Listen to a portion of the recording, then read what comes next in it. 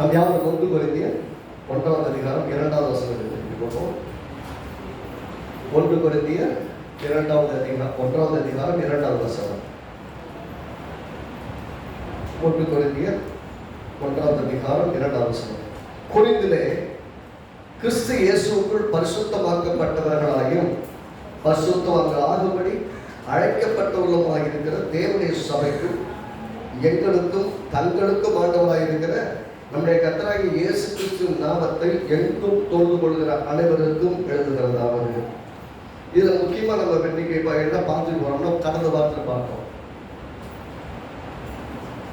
பரிசுத்தம் என்றால் என்ன என்கிறது ஒரு பெரிய குழப்பம். பொதுவாகவே சபைகளில் வேகப்பட்ட குழப்பம். காரணம் என்னன்னா, பரிசுத்தத்துக்கான சரியான விளக்கம் தெரியாதனால எப்பயுமே அந்த குழப்பம் இருக்குது. இன்றைக்கு வரைக்கும் அந்த குழப்பத்தில் வாழ்ந்து கொண்டிருக்கிறார்கள் சபை பிரிவினர். முக்கியமாக நான் சபை பற்றி பேசிட்டு இருக்கிறேன். உலகத்தில் இருக்கவங்களை பற்றி பரிசுத்தத்தை பற்றி பேச முடியாது. ஏனென்றால் அவர்களுக்கும் பரிசுத்தம் என்ற விஷயங்களுக்கும் சம்மந்தம் இல்லை. பரிசுத்த வாழ்க்கை வாழலாம், ஆனால் அவர்கள் பரிசுத்தம் ஆக்கப்பட்டவர்கள் அல்ல. ஏனென்றால் வேதத்தில் 2 விதத்தை சொல்லும். பரிசுத்தமாக்கப்பட்டவர்கள், பரிசுத்தவான்கள் ஆகும்படி அழைக்கப்பட்டவர். 2 டிஃபரன்ஸ் சொல்றாங்க.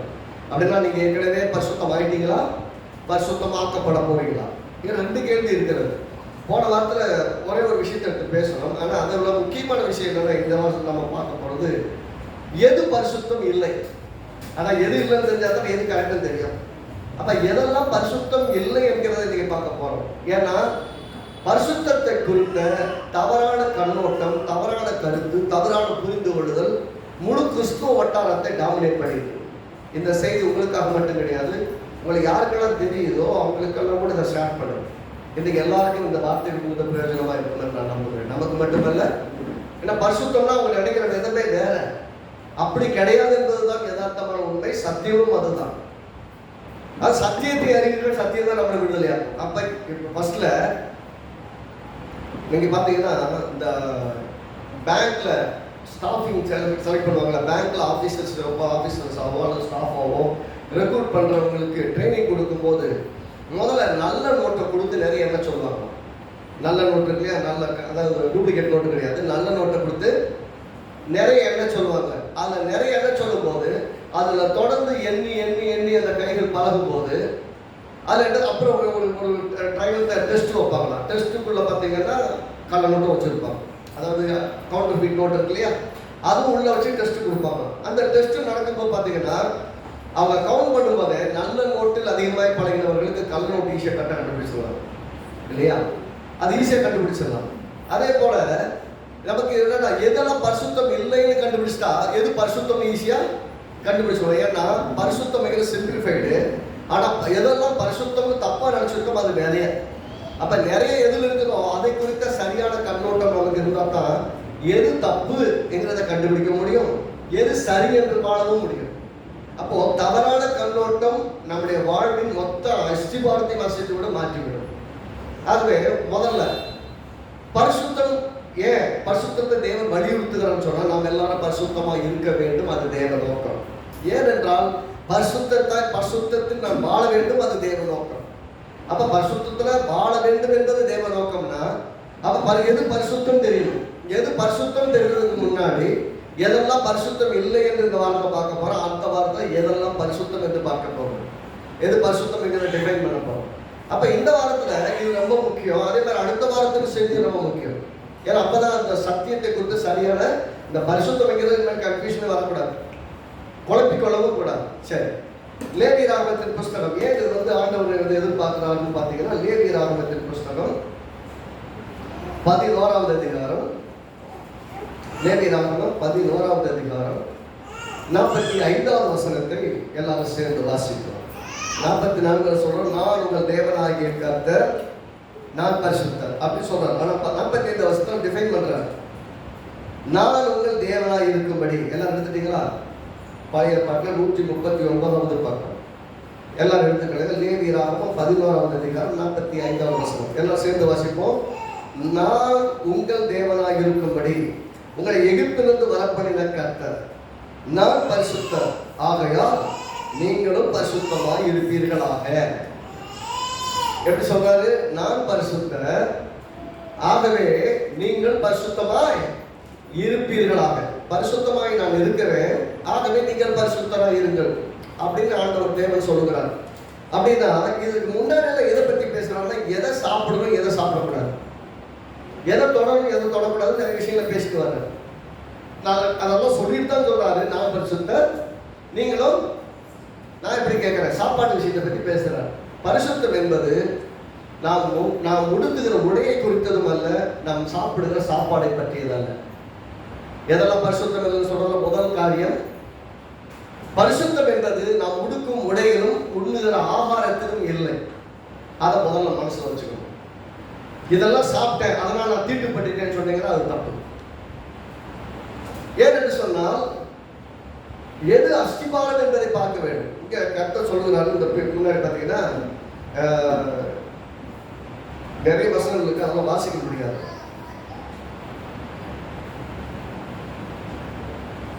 சரி, 44 வசனத்தை வாசிப்போமே. நான் உங்கள் தேவனாகிய கர்த்தர், நான் பரிசுத்தர். ஆகையால் என்ன சொல்றாரு, தரையில் ஊறுகிற எந்த பிராணிகளிலும் உங்களை தீட்டுப்படுத்தாமல் உங்களை பரிசுத்தமாக்கி கொண்டு பரிசுத்தமாக இருப்பீர்களாக. இதை வாசிச்சோன்னா என்ன பண்ணுவாங்க, பழைய ஏற்பாட்டு புஸ்தகத்தை எடுத்துட்டு பாருங்க, கர்த்தர் சொல்லிட்டாரு தரையில் ஊறுறதையும் சாப்பிடுறாங்க. ஆனால் பாம்பு கறி எவனும் சாப்பிடாது. என்ன பண்ணுவாங்க, பாம்பு கறியை எவனும் சாப்பிடாதீங்க, அதை சாப்பிடாதீங்க, இதை சாப்பிடாதீங்க, இதெல்லாம் சாப்பிட்டீங்கன்னா நீங்க பரிசுத்த குலைச்சல் ஆயிருங்க அப்படின்னு சொல்றாரு. இது எப்படி இருக்குன்னு சொன்னா, ஆண்டவர் என்ன சொல்ல விரும்புகிறாருன்னா, சாப்பாட்டை முக்கியத்துவப்படுத்தவில்லை, அவருக்கு எப்படி அதை எடுத்துக்கொள்கிறாங்க, எப்படி வாழ வேண்டும் என்பதை டிஃபைன் பண்றாரு. யோசிச்சு பாருங்க, இஷ்டம் எல்லா தோட்டத்தில் உள்ள எல்லா விருட்சங்களையும் மிருக ஜீவன்களை எல்லாத்தையும் தேவன் உண்டாக்கினார். உண்டாக்கின தேவன் சொல்லுகிறார் இது நல்லது. சொல்லுங்க, தோட்டத்தில் எல்லாத்தையும் உண்டாக்கிட்டு சகல ஜீவராசிகள் உண்டாக்கிட்டு எல்லாத்தையும் உண்டாக்கிட்டு திரும்பி பார்க்கிறார், எல்லாம் நன்றாக இருக்கு. அப்படின்னா கர்த்தர் உண்டாக்கின எல்லாம் நல்லதா இருக்கும் போது ஏன் நன்மை தீமை அறியத்தக்க ஒரு விருட்சத்தை சொல்லி இந்த விருட்சத்தின் கனியை புசிக்காது, புசிக்கும் நாளிலே சாகவே சாவாயினாரு. அங்கே சாப்பாட்டை முக்கியத்துவப்படுத்தவில்லை, அது என்னவா இருக்க வேண்டும் என்பதை முக்கியத்துவப்படுத்துகிறார். சாப்பிட்டவன் செத்து போயிட்டானா, சாப்பிட்ட பழத்தினால் அவன் சாகவில்லை, கீழ்ப்படியாமையினாலே ஆவிக்குரிய ரீதியில் இறந்து போனான்.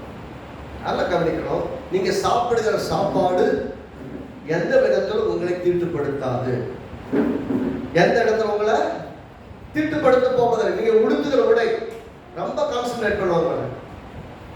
ட்ரெஸ் பார்த்தீங்கன்னா நீங்க போடுற ட்ரெஸ் எப்படி இருக்குன்னா பார்த்தாலே அப்படி தெய்வீகமா தெரியும். அதனால என்ன பண்ணுங்க, எல்லாம் ஒயிட் ஷர்ட் ஒயிட் ட்ரெஸ் போட்டுவாங்க. எதுக்கு, ஸ்கூல்ல போனா யூனிஃபார்மு, சர்ச்சில் வந்தாலும் யூனிஃபார்ம். ஏன் யூனிஃபார்ம்னா எவனுக்கு எந்த பிரச்சனையும் வராது. நல்ல நகையை போட்டு வந்தாங்க, அதை போட்டு வந்தாங்க, இதை போட்டு வந்தாங்க, பாரு அவனுக்கெல்லாம் இருக்கேன் நாங்கள் பார்த்துட்டு இருக்கக்கூடாதுங்கிறதுக்காக எல்லாரும் வெள்ளை ட்ரெஸ்ல வந்துட்டீங்கன்னா ஸ்கூல்ல யூனிஃபார்ம் மாதிரி சர்ச்சிலையும் யூனிஃபார்ம், எல்லாரும் எப்படி இருப்பாங்க, ஒரே மாதிரி இருப்பாங்க. அப்போ யார் மேலே போறாங்க வர போறதுல யாரும் எப்படி இருப்பாங்கன்னு தெரியாது, ஒன்றும் தெரிய வேண்டிய கிடையாது. ஆனால் வீட்டுக்கு போயிடுச்சுன்னா எல்லா மாதிரி இருப்பாங்க. அப்போ சர்ச்சுக்கு ஒரு வாழ்க்கை, உலகத்துக்கு ஒரு வாழ்க்கை இல்லை. நீங்க எங்கும் இயேசுவை கண்டுபிடிக்கணும். சர்ச்சில் வந்து போட்டு ரொம்ப நல்லா ட்ரெஸ்அப் பண்ணிட்டு, இல்லைங்க நான் எல்லாரும் சாப்பிட்றது இல்லைங்க, நான் கத்தருக்காக எல்லாத்தையும் விட்டேன். சில ஊழியக்காரங்க பேசியிருக்க, நான் கத்தருக்காக சாக்லேட் விட்டுட்டேன். ஆமா, இவர் சாக்லேட் சாப்பிட்டாருன்னா கத்தர் போச்சு வர, கத்தர் நஷ்டமாயிடும்.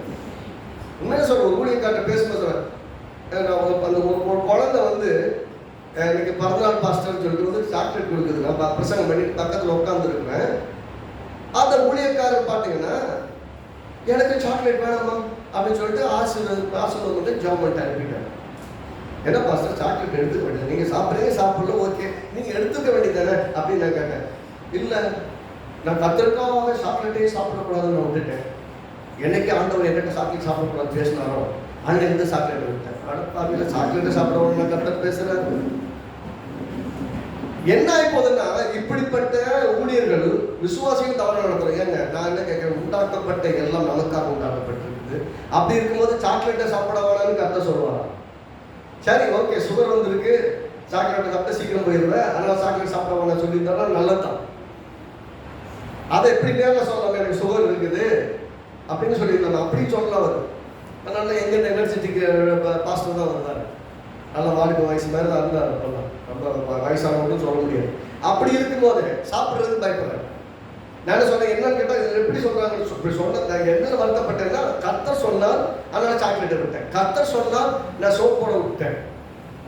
உண்மையே சொல்றேன், தப்பா நினைக்கிறேன், எக்ஸாக்ட் பண்ண மிகப்படுத்தி சொல்ல அப்படி இருக்க சொல்றேன். கர்த்தர் சொன்னார் அன்னிலிருந்து நான் சோப்போட விட்டுட்டேன், சோப்பு போட்டு குளிக்கிறது இல்லை. கர்த்தர் சொன்னார் சென்ட் அடிக்க விட்டுட்டேன். ஏங்க நீங்க போடுற எந்த பொருள், எந்த ட்ரெஸ், எந்த காரியம் உங்களுக்கு எது பரிசுத்தம்ங்கிறதுல குழப்பம். கர்த்தருக்காக நான் இதெல்லாம் விட்டுட்டேன் அப்படின்னு சொல்றதுல உங்களுக்கு சொல்றதுக்கு பெருமையான சவுண்டா இருக்கும். ஆனா கர்த்தருடைய பார்வையில் பெருமையான விஷயம் கிடையாது. ஆனா நான் இப்படி எடுத்துக்கொள்கிறேன், அவங்க சொன்னதை ஒரு நாள் நான் அவங்களுக்கு குற்றப்படுத்த ஒரு நான் இப்படி எடுத்துக்கிறேன். அதை குறித்து அவருடைய மேன்மை பாராட்டுவது அதிகமாக இருந்திருக்கும். இதை விட நான் முக்கியம் கட்ட சொல்லியிருந்திருக்கோம். நீ போடுற இந்த சென்ட்டை விட, நீ போடுற இந்த சாப்பிட்ற இந்த பொருள்களை எல்லாம் விட நான் முக்கியம்ப்பா அப்படின்னு ஒருவேளை சொல்லியிருந்திருப்பார். அதனால ஒருவேளை அதை விட்டு இருந்திருக்கலாம். ஆனா அதை விடணும்னு அவசியம் கிடையாது. என்னதான் செய்யணும்னா தேவன் நம்முடைய வாழ்க்கையில் எல்லாத்தையும் முதல்ல இருக்கும். பொருள்கள் அல்ல, சாப்பிடும் சாப்பாடு அல்ல, நம்ம போடுற ட்ரெஸ் நல்லா பாருங்க. புதுசா ட்ரெஸ் வாங்கி புதுசா ட்ரெஸ் போட்ட உடனே அந்த நம்முடைய நடை, நம்முடைய உடை, நம்முடைய பாவனை, நம்முடைய செயலாம் அது கொஞ்சம் வித்தியாசமா புதுசா போட்டது. புதுசா ஒரு நகையை வாங்கி கழுத்துல மாட்டிட்டோம், அந்த காதுல போட்டோம்னு சொன்னா நல்ல காது திருப்பி திருப்பி காட்டுறது, உடம்பு நல்ல கழுத்தை காட்டுறது. அது அன்னைக்கு வரைக்கும் நல்லா க்ளோஸா இருப்பாங்க. அன்னைக்கு மட்டும் கழுத்தை பார்த்துக்கப்பா நான் போட்டிருக்கிறேன் அப்படின்னு எக்ஸாஜரேட் பண்ண பார்ப்பாங்க. அது என்ன சொல்ல வருகிறதுன்னு சொன்னால், நீங்கள் போட்டிருக்கும் எல்லாமே நகையா இருந்தாலும் சரி, உடையா இருந்தாலும் சரி, பொருளா இருந்தாலும் எல்லாரும் எதுவுமே பரிசுத்தம், அதனால பரிசுத்த குலைச்சலாகிட்டே கிடையாது. அதெல்லாம் கொடுக்கப்படுகிறது, அதெல்லாம் உங்கள் பயன்பாட்டிற்கு. கடவுள் எப்போதும் ஆராதனைக்குரியது. அப்ப அதெல்லாம் தான் பரிசுத்தம் நினைச்சிட்டு எங்க அம்மா சொன்னாங்க.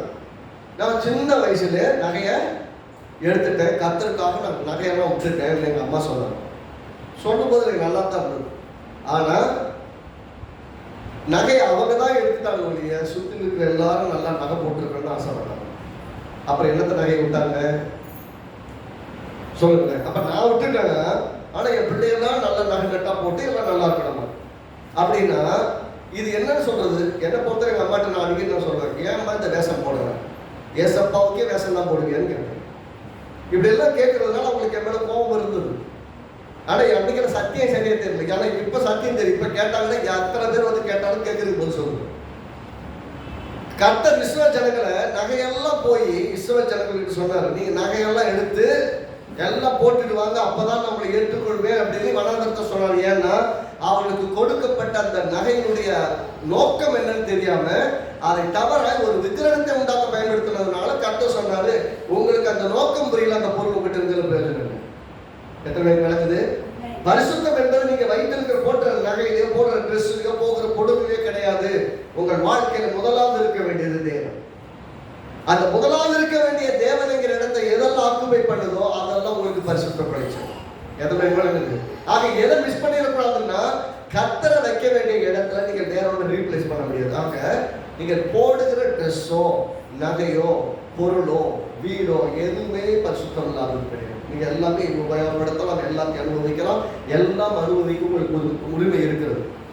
இயேசு சொல்றாரு பாருங்க, ஏன் இங்க சொல்றாரு, இங்க தேவன் சொன்னாரு, சரி ஓகே, அது ஏன்பா நீ இயேசு தேவன் சொன்னதே நீ எப்ப மாற்றி சொல்றீங்கப்பா அப்படின்னு கேட்டீங்கன்னா, இல்ல நான் மாற்றிதான் சொல்லல, இயேசு சொன்னதையும் வருவோம். மத்தேயு 6ஆம் அதிகாரம் 31ஆம் வசனத்தில் நாங்கள் எடுத்துக்கொள்ளுங்க, சேர்ந்து வாசிப்போம். 31 மத்தேயு 6ஆம் அதிகாரம். இயேசு இஸ்ரவேல் ஜனங்களுக்கு, அதாவது சீசர்களுக்கு, அங்கிருந்த மக்களுக்கு, அதாவது இஸ்ரவேல் ஜனங்களுக்கு இருக்கக்கூடியவங்களுக்கு போதித்தவர், யூதர்களுக்கு போதித்தது. 31ஆம் வசனத்தை வாசிப்போம். 6ஆம் அதிகாரம் 31. ஆகையால் எண்ணத்தை உடுப்போம், எண்ணத்தை குடிப்போம் என்பதை, எண்ணத்தை உடுத்துவோம் என்று கவலைப்படாதீர்கள். திரும்ப வாசிப்போம். எண்ணத்தை உண்போம், எண்ணத்தை குடிப்போம், எண்ணத்தை உடுத்துவோம். என்ன போடுறது, என்ன உடுத்துறது, என்ன சாப்பிடுறது, எங்களை பற்றி கவலைப்படாத. இவைகளெல்லாம் அஞ்ஞானிகள் நாடி தேடுகிறார்கள், தேவனை அறியாதவர்கள். அஞ்ஞானிகள்னா முட்டா பசங்க அப்படின்ற கிடையாது. அஞ்ஞானிகள் என்றிருப்பது தேவனை அறியாத ஜனங்கள் நாடி தேடுகிறார்கள். இவைகள் எல்லாம் உங்களுக்கு வேண்டியவைகள் என்று உங்கள் பரமபிதா அறிந்திருக்கிறார். அப்படின்னா உங்களுக்கு இதெல்லாம் வேணும் அப்படின்னு தேவன் அறிந்திருக்கிறார்னா, இது உங்களை பரிசுத்த குலைச்சல் ஆக்குறதால இதெல்லாம் உங்களுக்கு கொடுக்கப்பட வேண்டும். என்ன பிரச்சனை? 33ஆம் வசனத்திற்கு என்ன சொல்ற? முதலாவது தேவனுடைய ராஜ்யத்தையும் அவருடைய நீதியும் தேடுங்கள், அப்பொழுது இவைகள் எல்லாம் உங்களுக்கு கூட கொடுக்கப்படும். இதுதான் அஸ்திபாரமே. இதை புரிந்து கொள்ளணும். அப்படின்னா போடுற ட்ரெஸ்ஸோ, உடுக்கிற சாப்பிட்ற சாப்பாடோ எதை குறித்து மேன்மை பாராட்டுகிற விஷயம் அல்ல. அதெல்லாம் நமக்கு தேவை என்று நம்முடைய பிதா அறிந்திருக்கிறார். அப்ப இங்க என்ன சொல்ல வர்றாரு? தேட வேண்டியது முதலாவது தேவன். தேவனை தேடுவதுதான் முக்கியமே ஒழிய இதெல்லாம் நமக்கு பிரதானம் அல்ல. அப்படின்னா பரிசுத்தம் என்பது நாம போடுற ட்ரெஸ்லையோ, அதான் நான் பரிசுத்தமா இருக்கிறேங்கிறது ட்ரெஸ்ல கிடையாது. நான் பரிசுத்த குலைச்சல் ஆயிட்டேங்கிறது நம்ம ட்ரெஸ்ல கிடையாது. அப்படின்னா என்ன வலியுறுத்த வரீங்க? அப்ப என்ன மாதிரி வேணா ட்ரெஸ்ஸை போட்டு சர்ச்சுக்கு வரலாமா? விசுவாசிகள் இருக்கிறவங்க எல்லா விதமான ட்ரெஸ்ஸும் போட்டு வரலாமா? ஒரு சுடிதார் போடுறவங்களுக்கும் ஜீன்ஸ் பேண்ட் போடுறவங்களுக்கும் எல்லாமே ஓகே தானே? நான் சொல்லுவேன், சுடிதார் போட்டாங்க ஜீன்ஸ் பேண்ட் போட்டாங்க எதை போட்டாலும் ஒண்ணுதான். ஆனா எதுதான் தப்புன்னு சொன்னா, உங்கள் சரீர அவயங்கள் மற்றவர்களுக்கு காண்பிக்கத்தக்கதாக யூஸ் பண்ணக்கூடிய எந்த ட்ரெஸ்ஸையும் நீங்க எங்கே போட்டீங்கனாலும், சர்ச்சில் போட்டாலும் தப்பு, ரோட்ல போட்டாலும் தப்பு. எத்தனை பேர் நடந்தது? அப்போ உங்கள் உடைகள் உங்களை தீட்டுப்படுத்துவதல்ல, அந்த உடைகளை குறித்து உங்களுடைய எண்ணங்கள் தான் தவறான விதமா இருக்கும். நீங்க இப்ப ஜீன்ஸ் பேண்ட் போடுங்க, பேண்ட்டை போடுங்க, வேஷ்டியை கட்டுங்க, அதான் லுங்கியை கட்டிட்டு வரேன். சர்ச்சுக்கு சர்ச்சுக்கு இப்படி வரணும் இருக்கும், ரைட்டா? லுங்கி கட்டிட்டு இன்டர்வியூ போவீங்களா? ஒரு வேலைக்கு இன்னைக்கு கூப்பிடுறாங்க, ஒரு லுங்கி கட்டிட்டு போவீங்களா? அன்னைக்கு ஒரு வேலை பொங்கல் தமிழர் திருநாள் அப்படின்னு இருந்தோம்னா வெள்ளை வேஷ்டி கூட கட்டிட்டு போவீங்க. என்னன்னு கேட்டாங்கன்னா, இன்னைக்கு தமிழர் திருநாள், தமிழர் காரியத்தை நான் வெளிப்படுத்துறதுக்காக இல்லை ஒயிட் தோத்தி கட்டிட்டு வந்திருக்கிறேன் அப்படின்னு சொன்னா கூட ஓகே, அக்செப்ட் பண்ணிக்குவாங்க. லுங்கியை கட்டிட்டு யாரும் போறதில்ல, ஷார்ட்ஸ் போட்டு போறதில்ல. அப்ப சர்ச்சுக்கு வரும்போது சர்ச்சில் இப்படித்தான் வரணும். அப்படின்னு என்ன அர்த்தம்? அங்கே எல்லாரும் கூடி வருகிற இடம். நாம பெருக்கிலே இருக்க முடியாது, கொஞ்ச நாள் உங்களை பார்த்து எல்லாரும் கெட்டு போயிடும். அப்ப பரிசுத்த குலைச்சலா? இல்ல, எல்லாரும் தேவனை ஆராதிக்க வரும்போது அந்த மகிமையுள்ள தேவனை ஒரே போல ஆராதிக்க வருவதற்காக நல்ல உடைகளை உடுத்தி வருவதுன்னு அவசியம். அங்கு அப்போஸ்தலனாகிய பவுல் நிறைய இடத்துல சொல்றார், நல்ல தகுதியான உடைகளை உடுத்த வேண்டும் என்று. அப்ப இங்க முதல் விஷயம், பரிசுத்தம் என்பது நாம் உடுத்தும் உடைகளோ, போடும் நகைகளோ அல்லது எதுவுமே கிடையாது. ஏனென்றால் இயேசு சொல்றார், இவைகளெல்லாம் உங்களுக்கு தேவை என்று உங்கள் பரமபிதா அறிந்திருக்கிறார். ஆகவே இதெல்லாம் உங்களுக்கு வேணும். முதல்ல என்ன வேணும்? அப்படி இதெல்லாம் எப்படி கிடைக்கும்? முதலாவது தேவனுடைய ராஜ்யம். First priority is always God. அதாவது நீங்க என்னெல்லாம் உடையை பத்தி யோசிக்கிறீங்களோ, சாப்பாடை பத்தி யோசிக்கிறீங்களோ, ட்ரெஸ்ஸை பத்தி யோசிக்கிறீங்களோ, நகையை பத்தி யோசிக்கிறீங்களோ, தங்குற வீட்டை பத்தி யோசிக்கிறீங்களோ, அதெல்லாவற்றைக்கும் விட முதலாவது இருக்க வேண்டியது தேவை. அந்த இடத்தை ரீப்ளேஸ் பண்ற மாதிரி எதை பத்தி யோசிக்கக்கூடாது. அந்த இடத்தை எது ரீப்ளேஸ் பண்ணாலும், நான் சொல்றேன் எல்லாம் கவனிச்சுக்கோங்க, தேவனுடைய இடத்தை உங்க உடையோ, பணமோ, நகையோ, சாப்பாடோ எது ரீப்ளேஸ் பண்ணாலும் அதுதான் பரிசுத்த குலைச்சல். எதை மாதிரி வளர்ந்து அப்ப ட்ரெஸ் போடும்போது குற்றத்தோட பார்க்காதீங்க, நல்லா உடுத்தணும். நான் சொல்லும்போது சொல்றேன், வந்தா சர்ச்சுக்கு எப்படி வரணுங்க? ராஜகுமாரரும் ராஜகுமாரத்திகள் மாதிரி வரணும் அப்படின்னு சொல்லணும். அப்படி எனக்கு இருக்கிறது பெஸ்ட் ட்ரெஸ். என்கிட்ட 2 தாங்க இருக்குது, பரவாயில்ல, 2ல இது பெஸ்ட்டா போட்டு வாங்க. ஒரே ஒரு ட்ரெஸ் தான் பெஸ்டா இருக்கு, எல்லா வாரம் ஒண்ணு கூட போட்டு வாங்க, ஒரு பிரச்சனை கிடையாது. நான் என்ன சொல்றேன் புரியுதுங்களா? அப்ப தேவனை ஆராதிக்க வரும்போது நாம் மிக சிறப்பாய் வர வேண்டும். ஏனென்றால் நாம் பார்க்க நிற்பது மகிமையுள்ள தேவன். ஏன்னா நமக்கு கொடுத்துக்க பெஸ்டோட கூட தேவனத்தில் வந்திருக்கோம். 2வது காரியம், முதல் காரியத்தில் சொல்லிட்டேன், உங்களுடைய உடையோ, நீங்க சாப்பிடுகிற சாப்பாடோ உங்களை தீட்டுப்படுத்தாது. இல்ல இன்னொரு இடத்துல சொல்றாரு, அது 1 கொரிந்தியர்ல தான், அப்படின்னா நீங்க சாப்பிடுற சாப்பாடு உங்களை தீட்டுப்படுத்தாது. இயேசு சொல்கிறார் இன்னொரு இடத்துல, இதே தான் சொல்றேன், நீங்க சாப்பிடுற சாப்பாடு வயிற்றுக்குள்ள போனா ஜீரணமாயிடும், அது வெளியே போயிடும்.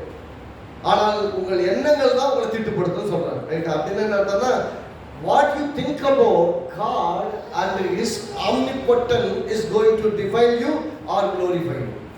தேவன் யார் என்பதையும் அவருடைய மகத்துவம் என்னவென்பதும் அவருடைய சர்வ வல்லமை, அதாவது அது எங்கு வியாபித்திருக்கிறவர் என்கிறதையும் நீங்கள் மறந்து போயிட்டு மற்றதெல்லாம் முக்கியத்துவப்படுத்துனீங்கன்னா அதுதான் உங்களை தீட்டுப்படுத்துமே ஒழிய நீங்க சாப்பிடுற சாப்பாடு உங்களை தீட்டுப்படுத்து. ஏசு இப்படியே சொல்றாரு, நீங்க சாப்பிடுற சாப்பாடு உங்களை தீட்டுப்படுத்தாது, சாப்பிட்ட ஆசன வழியா வெளியே போயிடும். காலைல வெளியே போனீங்கன்னா முடிஞ்சு போச்சு, அதை பத்தி கவலைப்படாதீங்க, சாப்பிட்றதை பத்தி கவலைப்படாதீங்க. அப்படின்னா இயேசு சொல்றபடியும் பாத்தீங்கன்னா, தேவன் சொல்றது பாத்தீங்கன்னா, சாப்பாடை அவர் முக்கியத்துவப்படுத்தவில்லை. 2வது காரியம், சபையில் ஊழியம் செய்கிறவர் இருக்காங்கல்ல, சபையில் ஊழியம் செய்யறவங்க அல்லது வெளியில மினிஸ்ட்ரி பண்ணக்கூடியவங்க, சிறுவர் ஊழியமோ அல்லது சர்ச் மினிஸ்ட்ரியோ அல்லது மூப்பர்களாகவோ அல்லது சபையில் முக்கியமான வேலைகளை செய்யறோ அல்லது பாடல் துதி ஆராதனை நடத்துகிற வொர்ஷிப் லீடர்ஸாவோ யாரெல்லாம் இருக்காங்களோ அவங்கெல்லாம் பரிசுத்தவான்கள். அவங்க தான் செய்ய முடியும், நான்லாம் செய்ய முடியாது, ஏன்னா நான் அதுக்கு தகுதி இல்லை. அப்படி நிறைய சமயங்கள்லாம் மக்கள் யோசிக்கிறாங்க. பார்த்தீங்கன்னா உங்களுக்கு என்ன, நீங்கள்லாம் பரிசுத்தவான் எத்தனை பேர் கேட்டிருக்கீங்க? நான் இன்னைக்கு வரைக்கும் கேட்டுட்டு இருக்கேன்.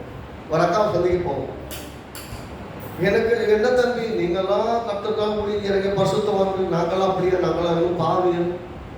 எப்படி நாங்களாம் இன்னும் பாவிகள்? அவங்களாம் ரட்சிக்கப்பட்டு எங்களை கர்த்தருக்குள்ள நடத்துறவங்க. எப்படி நாங்கள் ரட்சிக்கப்படுவதற்கு எங்களை கர்த்தருக்குள்ள நடத்துறவங்க. அவங்க வாயிலிருந்து இன்னைக்கு வரைக்கும் ஸ்டேட்மெண்ட் என்னன்னா, நீங்கெல்லாம் ஊழியம் செய்றீங்க, கர்த்தருக்குள்ள பாருங்க, நீங்கெல்லாம் பரிசுத்தவான்கள், நாங்கெல்லாம் பாவிகள். அதான் அவங்ககிட்ட போகும்போது சில சமயம் சொல்லியிருந்தேன். அப்போஸ்தலனாகிய பவுல் சொல்றார், பாவிகளிலும் பிரதான பாவி நான், ஆனா என்னத்தான் தேவன் தெரிந்தெடுத்துக்கொண்டு இந்த மகிமையான ஊழியத்திற்கு வைத்தார்னு சொல்றாரு. நீங்க ஏன் அப்படி யோசிக்கிறீங்க? முதல்ல நான் பரிசுத்தமா இருக்கிறேங்கிற யோசனையே சர்ச்சுக்குள்ள வரமாட்டேங்குது. ஏன்னா எப்ப பார்த்தாலும் பிரசங்கம்னு சொல்றது எல்லாமே என்ன சொல்றது, நீ பாவி, நீ பரிசுத்தமான நினைச்சிடாதன்றது. அதனால என்ன சொல்றாங்கன்னா, நாங்க தான் பரிசுத்தவான், நாங்க தான் டெய்லி தேவனோட உறவாடுறோம், டெய்லி நாங்க தான் தேவனோட நடக்கிறோம், ஆகவே நாங்க தான் பரிசுத்தவான்களே சொல்றதுனால என்ன இது, ஊழியம் செய்கிறவர்களும் மூப்பர்களாக இருக்கிறவர்கள் தான் தகுதிப்படுத்தப்பட்ட ஊழியர்கள். அவர்கள் தேவனை பரிசுத்தவான்கள். மற்றவங்க எல்லாம் ஏன்னா வேதம் அப்படியே சொல்றேன், பரிசுத்தவான்கள் ஊழியக்காரர்கள் சொல்றதுனால இவங்க என்ன நினைக்கிறாங்க, அவங்க தான் பரிசுத்தவான்கள், நாம கிடையாது. நான் சொல்றேன், ஊழியம் செய்பவர்கள் அல்ல மற்றவர்களுக்கும் எந்த வித்தியாசமும் இல்லை, எல்லாருமே சமமா இருக்கிறாங்க. ஊழியர்களும் பரிசுத்தவான்கள் தான், விசுவாசிகளும் பரிசுத்தவான்கள் தான். அதனால தான் அப்போ 1 Corinthians 1:2 வாசித்தோம், பரிசுத்தமாக்கப்பட்டவர்களும் பரிசுத்தவான்கள் ஆகும்படி அழைக்கப்பட்டவர்கள். அப்ப இனிமேல் உங்க மைண்ட்ல ஊழியக்காரர்கள் வந்தா நிறைய சமயங்கள்ல இந்த பரிசுத்தவான் அப்படி இப்படி சொல்றாங்க இல்லையா, சொல்றது தப்பே கிடையாது. அந்த பரிசுத்தவான் பெரிய ஊழியக்காரன் பார்த்து நீங்க சொன்னீங்கன்னா அவரை சொல்லுகிற நீங்களும் பரிசுத்தவான்கள் தான். ஒரு முறை ஒரு ஊழியக்காரர் ட்ரெயின்ல போயிட்டு இருந்தார். ஊழியக்காரர் பேர் எனக்கு மறந்து போச்சு, நான் கேட்டிருக்கேன். ட்ரெயின்ல போயிட்டு இருக்கும்போது கன்னியாஸ்திரிகள் இருக்காங்க, கிறிஸ்துவ காரியத்தை பின்பற்றக்கூடிய, ரோமன் கத்தோலிக்க சபையில் இருக்கக்கூடிய கன்னியாஸ்திரிகள் உதவியாளர்கள் இருக்காங்களே, கர்த்தருக்காக அர்ப்பணிக்கப்பட்டவர்கள். அவங்க கல்யாணம் பண்ணிக்காம கர்த்தருக்காக சேவை பண்ணுறவங்களா இருப்பாங்க. அவங்க சர்ச்சில் அந்த ட்ரெயினில் அவரோட ட்ராவல் பண்ணியிருக்கிறாங்க.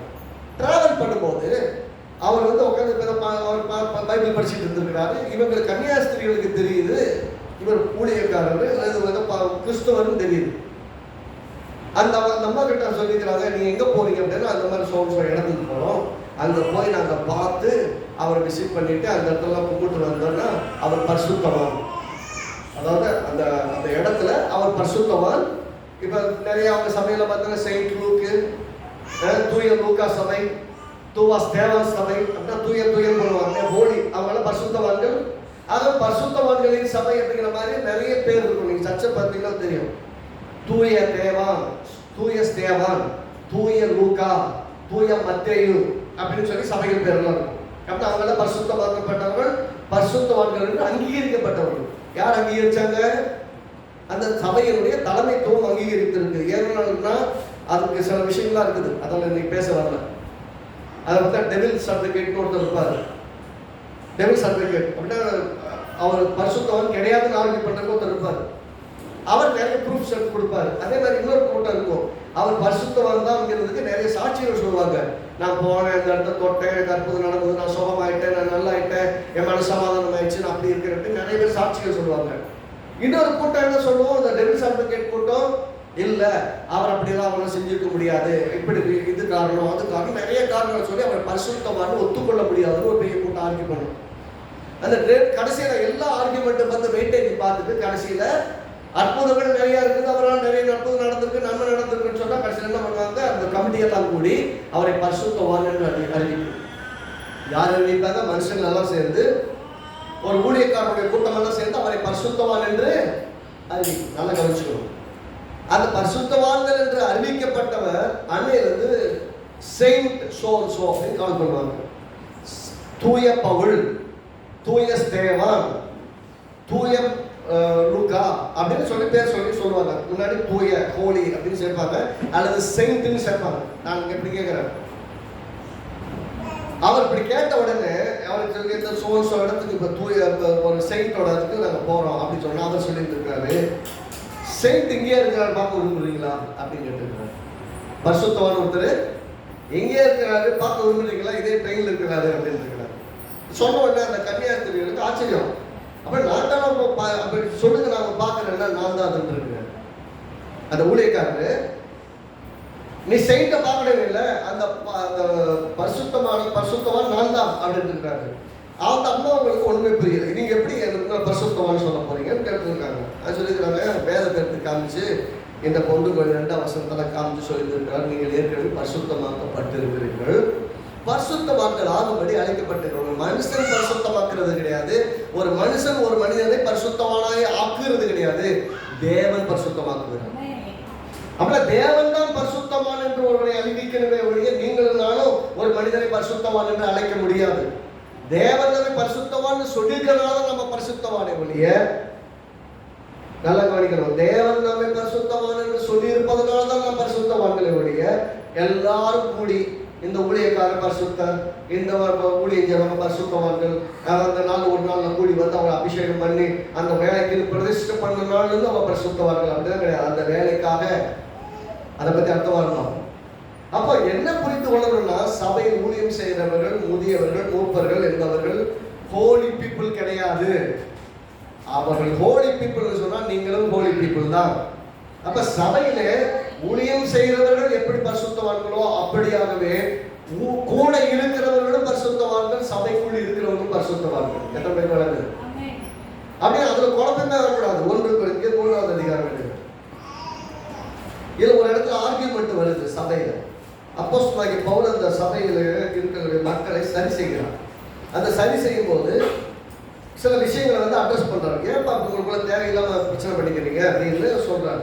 அப்படின்னா யாரும் யாரை விட சிறந்தவர்கள் கிடையாது, எதையும் எல்லாம் முக்கியத்துவமானது என்பதை சொல்றாரு. 1ஆம் வசனத்து 9ஆம் வசனம் வரைக்கும் இருக்கிறது நான் வேகமா வாசிக்கிறேன். ரைட்டா? நம்ம பார்த்தீங்கன்னா மேலும் சகோதரர்களே 1 Corinthians 3:1ஆம் வசனத்திலிருந்து 9ஆம் வசனம் வரைக்கும் வேகமா வாசிக்கிறேன். வாசிக்க மட்டும் செய்யணும். நீங்க அதை வாசிக்கும் போது கூட கவனிச்சுட்டு வாங்க, புரியும். மேலும் சகோதரர்கள், நான் உங்களுக்கு ஆவிக்குரியவர்கள் என்று எண்ணி உங்களோட பேசப்படாமல் மாம்சத்துக்குரியவர்கள் என்றும் கிறிஸ்துவுக்குள் குழந்தைகள் என்றும் எண்ணி பேச வேண்டியதாயிற்று. நீங்கள் பலனில்லாதவர்களானதால் உங்களுக்கு போஜனம் விடாமல் பாலை குடிக்க கொடுத்தேன். இன்னமும் நீங்கள் மாம்சத்துக்குரியவர்களாக இருக்கிறபடியால் இப்பொழுதும் உங்களுக்கு பலன் இல்லை. பொறாமையும் வாக்குவாதம் பேதங்களும் உங்களுக்குள் இருக்கிறபடியால் நீங்கள் மாம்சத்துக்குரியவர்கள் என்று மாம்சத்துக்குரியவர்களாக இருந்து மாம்ச மார்க்கமாய் நடக்கிறீர்கள் அல்லவா? ஒருவன் நான் பவுலை சேர்ந்தவன் என்றும் வேறொருவன் நான் அப்போலோவை சேர்ந்தவன் என்றும் சொல்லுகிறபடியால் நீங்கள் மாம்சத்துக்குரியவர்கள் அல்லவா? பவுல் யார், அப்போலோ யார்?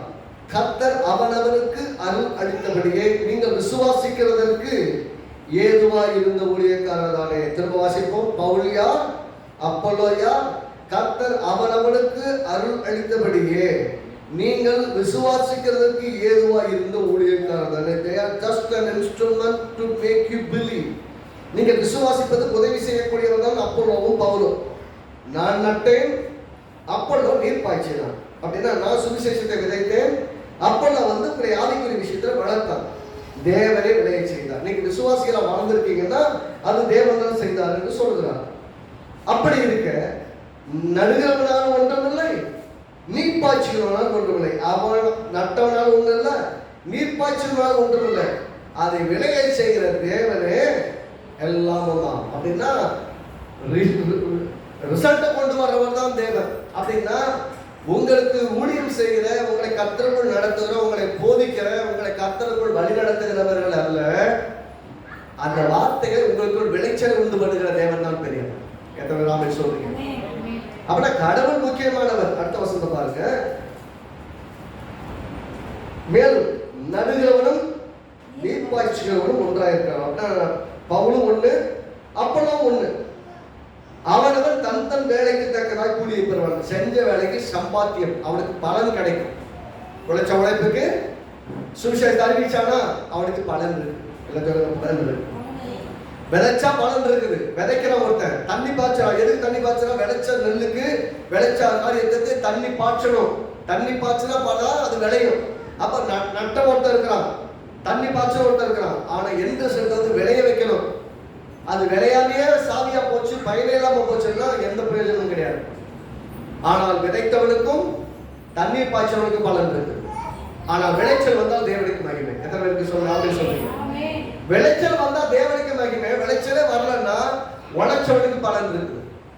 அப்படின்னா நீங்க சுவிசேஷத்தை அறிவிக்க போறீங்க அப்படின்னா நீங்கள் சுவிசேஷத்தை அறிவிக்கிறது உங்களுடைய கடமை. அது அவளை கற்றுக்குள் தொடர்ந்து வளர்க்கிறது உங்களுடைய கடமை. ஆனா ஆண்டவருடைய சுவிசேஷத்தை சொன்னவனுக்கும் ஒண்ணுதான், அந்த அவர்களை கற்றுக்குள் வளர்த்தவனுக்கு ஒண்ணுதான். ரெண்டு பேருக்கும் ஒரே விதமான பலன் கிடைக்கும். எல்லாத்துக்கும் பலன் கிடைக்கும்.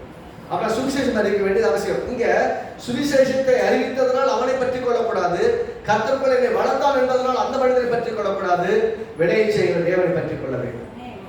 அப்ப பரிசுத்தம் என்பது விதைத்தவனும் ஒண்ணுதான், விளை செய்யறவன், அதாவது விதைக்கிறவன் ஒண்ணுதான், தண்ணி பாய்ச்சறவன் ஒண்ணுதான். ஆனால் விளையை செய்கிற தேவன் தான் நம்மை பரிசுத்தமாக்குறார். அது ரிசல்ட் கொண்டு வர அவர் தான். ஆகவே நீங்க மற்ற ஊழியக்காரர்கள் எல்லாம் பார்த்து அவங்க எல்லாம் பரிசுத்தவான்கள் நினைச்சிடக்கூடாது. உங்களுக்குள் பரிசுத்தத்தை துவைக்கிறவர் கிறிஸ்துவினால் நடத்துகிறவர், அதை மறக்கக்கூடாது. அது சொல்றாரு, நாங்கள் தேவனுக்கு உடன்வேட்களாக இருக்கிறோம், நீங்கள் தேவனுடைய பண்ணையும். சொல்லுங்களேன் 9 திருவாசிங்க. நாங்கள் தேவனுக்கு உடன்வேலையாட்கள். அவர் வேலை செய்யறாரு, அவருக்கு சப்போர்ட்டுக்கு தான் நாங்கள் வேலை செய்யறோம். நீங்கள் தேவனுடைய பண்ணையும் தேவனுடைய மாளிகைமா இருக்கு. நீங்க எல்லாம் யாரு? தேவனுடைய மாளிகை. எல்லாம் சொல்லுங்க, நான் தேவனுடைய மாளிகை. நான் தேவனுடைய பண்ணைனா அது பெரிய தோட்டம். பண்ணை வீடு கேள்விப்பட்டிருக்கீங்களா? பெரிய தோட்டம் இருக்கும், நடுவு சின்ன வீடு கட்டிருப்பாங்க. எதுனா வந்தா போனா தங்கள் அது அவ்வளவு பெரிய பண்ணை. அவளை பராமரிக்கக்கூடியவர்கள் நீங்கள் சொல்றாரு. சொல்றது மாதிரி அதே மாதிரி பாருங்க 21ஆம் வசனம் பாருங்க. இப்படி இருக்க ஒருவனும் மனுஷரை குறித்து மேன்மை பாராட்டாதற்பானாக. எல்லாம் சொல்லுங்க. இதை பத்தி பேசிட்டு வர்றாரு. ஆகவே பவுல் தான் பெருசு, அப்பல்லா தான் பெருசு, இன்னும் சொல்றா எங்க பாஸ்டர் தான் பெருசு, எங்க பாஸ்டரோட அவர் தான் பெருசு, இவர் தான் பெருசு. கிடையாது. உங்க பாஸ்டரா இருந்தாலும் எந்த பாஸ்டரா இருந்தாலும் எவ்வளவு பெரிய ஊழியக்காரன் உலகத்துல பெரிய சாதனை படைச்சு அகாலமான அற்புதங்களை நடத்தின பெரிய ஊழியக்காரா இருந்தாலும் உங்களுக்கும் பெரிய ஊழியக்காரர்களுக்கும் பெரிய வித்தியாசங்களை கர்த்தருடைய பார்வை. கர்த்தர் எல்லாரும் ஒன்றுதான் பார்க்கிறாரு, யாரையும் வித்தியாசப்படுத்தி பார்க்கல. கவனிங்க, இங்க சொல்லுகிறாரு, மனுஷனை குறித்து ஒருவனும் மனுஷனை குறித்து மேன்மை பாராட்டாது இருப்பானாக. எந்த பாஸ்டர் குறித்து பெருமையா பேசிட்டாங்க இருக்கீங்க, எந்த ஊழியக்காரனை குறித்தும் பெருமையா பேசிட்டாங்க. அவங்க எவ்வளவுதான் கிஃப்டடா இருந்தாலும், எவ்வளவு வரம் பெற்றவங்களா இருந்தாலும் அவங்கள புகழ்ச்சியா சொல்லாதீங்க. தேவன் தான் புகழப்படத்தக்கவன். அடுத்து சொல்ற பவுலாகிலும் அப்போலாகிலும் பண்ணிக்கணும். அது கடைசி என்ன சொல்றாரு? இப்படி இருக்க ஒருவனும் மனுஷனை குறித்து மேன்மை பாராட்டாது இருப்பானாக. எல்லாம் சொல்லுங்க, எல்லாம் யாருது? உங்களுடையதே. எல்லாம் உங்களுடையதுன்னு சொல்றாரு. அடுத்து பாருங்க, பவுலாகிலும் அப்போலாவாகிலும் கேபாவாகிலும் உலகமாகிலும் ஜீவனாகிலும் மரணமாகிலும் நிகழ்காரியங்களானாலும் வருங்காலம். அதாவது பவுலோ அப்பல்லாவோ அல்லது பேதுருவோ இல்ல உலகமோ வாழ்ந்திருக்கிறதோ மரணமோ இன்னைக்கு நடந்து கொண்டிருக்கிற காரியமோ இல்ல வருங்காலத்தில் நடக்க போற காரியமோ எதுவா இருந்தாலும் எல்லாம் உங்களுடைய. எல்லாம் சொல்லுங்க, எல்லாம் எங்களுடைய. 23ஆம் வசனம், நீங்கள் கிறிஸ்துவுடையவர்கள். அல்லேலூயா. கடைசி என்ன சொல்ல வர்றாருன்னா, நீங்க எல்லாம் அவருக்கு சொந்தப்பா, உங்களுக்கு நாங்க வேலை செஞ்சுட்டு இருக்கிறோம். அப்படியே நாங்கள் பரிசுத்தவான்கள் என்று சொல்லப்படுவதல்ல, நீங்களும் பரிசுத்தமாக்கப்பட்டவர்கள், நீங்கள் கிறிஸ்துவுடையவர்கள் அப்படின்னு சொல்றாரு. மூன்றாவதாக, முதல் காரியம், பரிசுத்தம் என்பது நம்ம உடுத்துற ட்ரெஸ்ல கிடையாது, சாப்பாடுல கிடையாது. பரிசுத்தம் என்பது ஊழியம் செய்கிறவர்கள் என்பதனால கிடையாது. ஊழியம் செய்கிறவர்கள் எல்லாம் பரிசுத்தவான்கள், நாம பரிசுத்தவான்கள் கிடையாது என்பது கிடையாது. அவர்கள் செய்கிற வேலைக்கு தகுந்த கூலியை பெறுவார்கள். நீங்கள் தான் பிரதானம். ஏனென்றால் நீங்கள் கிறிஸ்துவுடையவர்கள். எல்லாம் சொல்லுங்க, நான் கிறிஸ்துவுடையவர். நீங்க கிறிஸ்துவுடையவர்களா இருக்கிறவங்க உங்களை வளர்க்கறதுக்காக ஆட்கள் அனுப்புகிறார். வித்தியாசமான ஆட்கள் வர்றாங்க, உங்களுக்கு ஊழியம் செய்யறாங்க. வித்தியாசமான மக்கள் உங்களுக்கு ஊழியம் செய்யறாங்க. ஊழியம் செய்கிறவங்க முக்கியம் அல்ல, ஊழியக்காரர்கள் முக்கியம் அல்ல, அவர்கள் எல்லாம் பரிசுத்தவான்கள் அல்ல. நீங்கள் பரிசுத்தவான்களாக இருக்கிறபடியால் தேவனை பராமரிக்கிறார். மூன்றாவதாக, நம்முடைய பரிசுத்தம் என்பது நம்முடைய வாழ்க்கையில் இருக்கக்கூடிய ஒன்றாக இருக்கிறது. நம்முடைய அதாவது நம்முடைய பரிசுத்தம், நம்ம செல்ஃப் ஹோலினஸ் இருக்கு இல்லையா, நாம சுய பரிசுத்தம் சொல்றோம் இல்லையா. நீங்க நினைக்கிற சுய பரிசுத்தம் வாழ்வில் நீங்கள் கடைபிடிக்கிறோம் என்று நினைக்கிற சுய பரிசுத்தம் பரிசுத்தமே கிடையாது. யாரும் நம்மை பரிசுத்தம் என்று யாராலும் பார்த்து நீங்க ரொம்ப பரிசுத்தவாங்க அப்படின்னு கூட சொன்னாங்கன்னா, சொல்லும் போது கொஞ்சம் லேசா மனசு கொஞ்சம் மெச்சிக்கிச்சுன்னு வச்சுக்கோங்களேன். உங்களை பார்த்து யாராவது பரிசுத்தம்னு சொல்றாங்க, நீங்க பரிசுத்தவாங்க அப்படின்னு யாராவது சொல்றாங்கன்னா, நம்மளை பார்த்து பரிசுத்தம் சொல்லி முன்னே சொல்ல எனக்கெல்லாம் ஞாபகம் இருக்கு. நான்லாம் பார்த்தீங்கன்னா சமயம் அந்த ஆரம்ப காலத்தில் ஊழியெல்லாம் செய்ய ஆரம்பிக்கிறதுக்கு முன்னாடி சிசமாக திடீர்னு ஜாம் பண்ணும்போது பேயெல்லாம் ஆட ஆரம்பிச்சிடும். ஆட ஆரம்பிக்கிற சமயத்தில் எல்லா சிசமே பார்த்தீங்கன்னா அதை துரத்துறதுக்கு முன்னாடி பார்த்தீங்கன்னா, ஏய் நீ யார், எங்கேருந்து வந்த அப்படிங்கிற சில சமயம் கேள்வி கேட்கணும். அப்படி கேள்வி கேட்கும் அதாவது சில விஷயம் ரெஸ்பாண்ட் பண்ணணும். நீ உன்னை பார்க்க முடியல, உன்னை சுற்றி அக்கினி இருக்கு, எப்படி அந்த ஆவி வந்து பேசும். அதுக்கு தெரியும் உன்னை சுற்றி அக்கினி இருக்கும். என் கண்ணை பாருன்னு சொன்னா கண்ணை பார்க்க முடியல, கண்ணை பார்த்தா அது அக்கினியா இருக்குது, என்னால் பார்க்க முடியல. என் உன் கையை என் மேல வைக்காத, அது நெருப்பா இருக்குது, என்னால் தாங்க முடியல அப்படின்னு உடம்பெல்லாம் நடுங்கும். கையை வச்சாலே நடுங்கும். அப்படி நடக்கும்போது நமக்கு ஒரு சின்ன பெருமை வரும். உண்மையில உண்மையை வந்து பரவாயில்ல, அதை சொல்லுது என்னை சுற்றி அக்கினி இருக்குன்னு. என் கண்ணை பார்க்க முடியாது, கண்ணில் அக்கினி இருக்கு, என் கையை வச்சா அதனால தாங்க முடியல அப்படின்னு. நான் சூப்பர் ஸ்டார் தான், நான் சூப்பர் பவரோட தான் இருக்கிற. கொஞ்சம் லேசம் இதை மிஞ்சி ஒரு சில தெனாவட்டுன்னு சொல்லுவாங்கல்ல, அதெல்லாம் வந்து இருக்குது. ஒன்று ஊழியக்காரனாக இருந்தால் அது சில சமயம் இருக்கும். அது மாதிரி நம்ம பரவாயில்ல, நம்ம கை வச்சா பேய் ஆடுது, நம்ம கை வச்சா அது வந்து சொல்லுது பின்னாடி நீ அப்படி இப்படி கேட்குறது. நான் யாரும் தெரியுதா, அதான் தெரியுது ஏசப்பா பிள்ளை அது சொல்லும். நீ ஏசப்பா பிள்ளை அப்படி சொன்ன உடனே அப்படியே சந்தோஷம். பரவாயில்ல, பேய்கிட்ட சர்டிஃபிகேட் வாங்க வேண்டியது. லேட்டாக தான் புரிஞ்சது, லேட்டாக தான் புரிஞ்சது. அதுகிட்ட சர்டிஃபிகேட் வாங்க கிடையாது. ஏற்கனவே பைபிள் என்னை பற்றி அப்படிதான் சொல்லியிருக்கு. பைபிள்ல என்னை பற்றி என்ன சொல்லியிருக்குது அதைத்தான் பிசாசு சொல்லுது. ஆனா நான் நினைக்கிறேன் என்ன சர்டிஃபிகேட் பண்ணுதுன்னு நினைச்சிட்டு இருக்கிறேன். நான் இப்படி அப்படிதான் எனக்கு புரிஞ்சது. அதுக்கு என்னை பற்றி தெரிஞ்சது கூட எனக்கு என்னை பற்றி தெரியல. எத்தனை பேர் வழக்கு நான் சொல்றது, நான் என்னவா இருக்கேங்கிறத அந்த பேய் பிடிச்ச அந்த ஆவி சொல்லிதான் நான் புரிய வேண்டியது இருக்க வழிய எனக்கு என்ன தெரியலன்னா நான் அப்படித்தான் இருக்கிறேங்கிறது தெரியல. ஏனென்றால் நான் கிறிஸ்துவுக்குள் இருக்கிறேன், கிறிஸ்து எனக்குள் இருக்கிறார். பார்க்கும்போது பிசாசு என்ன பார்க்கல, எனக்குள் இருக்கிற கிறிஸ்துவை பார்க்குது. அவருடைய கண்கள் தான் ஜுவாலிக்கிற அக்கினி, அவருடைய கண்கள் தான் அக்கினி. அவரை சுற்றி அவர் பாதங்கள் எல்லாம் உழைக்களத்தில் காய்ச்சப்பட்டதை போல இருக்கிறதுன்னு இயேசுவை பத்தி தான் வர்ணிக்குது. அப்படின்னா அந்த பார்க்கிற பிசாசு என்ன பார்க்கல, நான் இயேசுவின் நாமத்தில் சொல்லும் போது என்னை பார்க்கல, எனக்குள் இருக்கிற இயேசுவை பார்க்குது. அதனாலதான் அது என்ன செய்யுது, ஐயோ என்ன பார்க்க முடியல, உன் கண்ணை பார்க்க முடியல, சுற்றி அக்கினி இருக்குது. லேட்டா தான் புரிஞ்சுது. நான் இன்னைக்கு சொல்றேன், இந்த ஊழியக்காரங்க நாளைக்கு இந்த செய்தியை கேட்டீங்கன்னா, நீங்கள் அல்ல, உங்களுக்கு இயேசு வெளிப்படுகிறார். அற்புதங்களை அதிசயங்களை நடத்தும் போது கர்த்தர் மகிமைப்படுகிறார். எந்த தனிப்பட்ட மனுஷனும் நான் பரிசுத்தமா இருப்பதனால தான் இந்த அற்புதம் நடக்குதுன்னு நினைச்சீங்கன்னா, நான் சொல்றேன், எந்த மனிதனை கொண்டும் கர்த்தர் அற்புதங்களை செய்வார். பரிசுத்தம் இல்லாதவர்களை கொண்டு அற்புதங்களை செய்வார். ஏனென்றால் அவன் இயேசுவின் நாமத்தை விசுவாசித்து இயேசுவின் நாமத்தை சொல்லி நிற்கும் போது அவனை கொண்டு அற்புதங்களை செய்வார். ஏன்னா அவனுடைய பரிசுத்தத்தில் நிற்கல, இயேசுவின் நாமத்தில் நிற்கிறான். அப்படின்னா பிரதானம் இல்லை, இயேசுவின் நாமம்.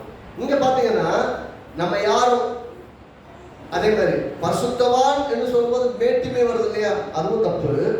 அது பரிசுத்தம் கிடையாது. அப்படிலாம் சொன்னதுனால நம்ம வாழ்க்கையை பார்த்துட்டு அவர் பரிசுத்தமான நல்ல பரிசுத்தமான வாழ்க்கை வாழ்ற, எந்த தப்பு தண்டா போறல, எந்த தப்பு செய்யறதுல அவர் ரொம்ப நல்லவருங்க அப்படி சொன்னதுனால நம்ம பரிசுத்தவான்களா இருந்தது கிடையாது. ரெண்டாவது, உங்களை எல்லாரும் பார்த்து நீ ரொம்ப மோசமானவன், நீ குற்றவாளி, நீ வாழவே தகுதி இல்லாத ஆளு, நீ இருக்கிறத விட செத்து போனா கூட நல்லா இருக்கும், நீ அவ்வளவு அக்கிரமணியம் பண்ற, நீ நல்லாவே இல்லை, நீ மோசம் அப்படின்னு எல்லாரும் வரலாம் என்று சொன்னாலும் குற்ற உணர்வு அடைவது தப்பு.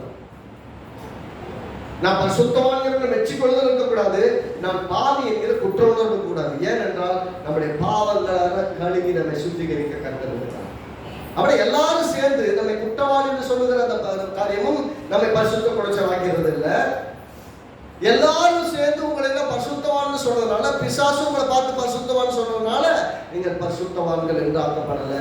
ஏனென்றால் ஏற்கனவே நீங்கள் பரிசுத்தமாக்கப்பட்டு அப்படின்னா மற்றவருடைய சர்டிபிகேஷன், பாவ உணர்வு அல்லது பரிசுத்தம் என்ற பெருமை ரெண்டும் நம்மை வெறுக்க வேண்டும்.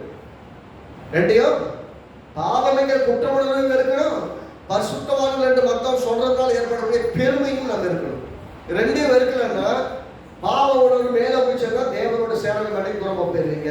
பரிசுத்தவான்கள் பெருமை வந்துச்சுன்னா ரொம்ப சீக்கிரமா கீழே விழுந்துருவீங்க. அப்படின்னா நம்முடைய சுய பரிசுத்தமோ அல்லது மற்றவர்களெல்லாம் நீங்க பரிசுத்தவான்கள் சர்டிஃபிகேட் பண்றதும் பரிசுத்தம் கிடையாது. மற்றவர்களாம் பாவின்னு சொல்லுறதுனால நீங்க பரிசுத்த குலைத்தில் அடைந்து விடவில்லை. ஏனென்றால் உங்களை பரிசுத்தமாக்குகிறவர் கர்த்தர். உங்களை பரிசுத்தமாக்குகிறவர் கர்த்தர். நான்காவது காரியம், பரிசுத்தம் என்பது கனமான ஸ்தானம் அல்ல. அதாவது நல்ல ஒரு ஹானரபிள் ஸ்டேட்டஸ் சொல்லுவாங்கல்ல, பரிசுத்தம் என்கிறது கனமான ஒரு ஸ்தானம் அல்லது ஒரு மேன்மை என்று அர்த்தம் கிடையாது. ஒரு ஒன்றுக்கு இருக்கு 2வது வாசிப்படி அதை எடுத்துக்குவாங்கல்ல. It is a requirement from God and He has prepared us for that. இது நமக்கு கொடுக்கப்பட்ட கனமான ஸ்தானம் அப்படின்னா தேவன் கொடுத்திருக்கிற நமக்கு ஒரு ஸ்தானம். அதில் நாம் வாழ வேண்டும். அது நமக்கு கிடைக்கப்பட்ட பெரிய வெகுமதி நினைச்சிட்டு வாழ்ந்துடக்கூடாது. சொல்றது புரிந்துவிட இயேசு கிறிஸ்துவுக்குள் பரிசுத்தமாக்கப்பட்டவர்களாயும் பரிசுத்தவான்கள் ஆகும்படி அழைக்கப்பட்டவர்கள். என்னன்னா பரிசுத்தவான்களை ஆக்கப்பட்டிருக்கிறீர்கள். அந்த பரிசுத்தமாக்கப்பட்டவர்கள் பரிசுத்தவானை வாழும்படி அழைக்கப்பட்டிருக்கிறீர்கள். அப்படின்னா பரிசுத்தவானான்னு கேட்டீங்கன்னா ஆமா பரிசுத்தவான் தான். பரிசுத்தவான்கள் ஆகணுமானா அதாவது பர்சூவிங் அப்படின்னாங்க. அப்படின்னா அந்த பரிசுத்தத்தில் வளர வேண்டும். பரிசுத்தத்தில் வளர்றது எப்படி வளருது? கிறிஸ்துவின் சாயலுக்கு ஒப்பாய் நம்மை மறுரூபப்படுத்துகிற அளவுக்கு நம்முடைய வாழ்க்கையில அது முன்னேற வேண்டும். அப்படின்னா நீங்க என்ன சொல்ல வரீங்க?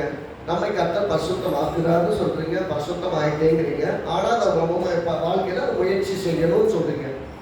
நான் அப்படி கேட்கிறேன், ஒரு முறை நீங்க எப்படி எடுத்துக்கொள்ளுங்க. நீங்க தடகள போட்டியில, அதாவது ஒரு போட்டியில பங்கெடுக்கிறீங்கன்னா, ஒரு ஓட்டப்பந்தயத்தை ஓடணும்னா ஓட்டப்பந்தயத்தில் ஓடுவதற்கான திராணி உங்களுக்கு இருக்கிறது. You have the ability, but you have to train for that to win the cup அல்லது மெடல், இல்லையா?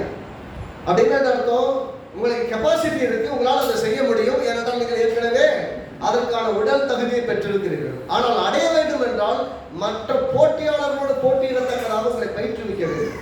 நீங்க ப்ரிப்பேர் பண்ணீங்கன்னா தான் அவங்களை விட வேகமாக ஓடி பந்தய பொருளை பெற முடியும். அப்படின்னா என்ன அர்த்தம்னா, நீங்கள் எடுக்கிற முயற்சிகள் அந்த பரிசுத்தத்திற்கான முயற்சி தான், பரிசுத்தத்துக்கான பந்தய பொருளை அடையும் முயற்சி தான். ஆனால் நீங்கள் ஏற்கனவே அதற்கு தகுதி பெற்றிருப்பதனால தான். எல்லாரும் ஓட்டம் ஓட முடியுமா? எல்லாரும் ஓட்டப்பந்தய சாலையில் உட்காந்து 400 மீட்டர் ரேஸ் நான் ஓடுறேன்னு சொல்லி ஒலிம்பிக்கில் ஓட முடியுமா?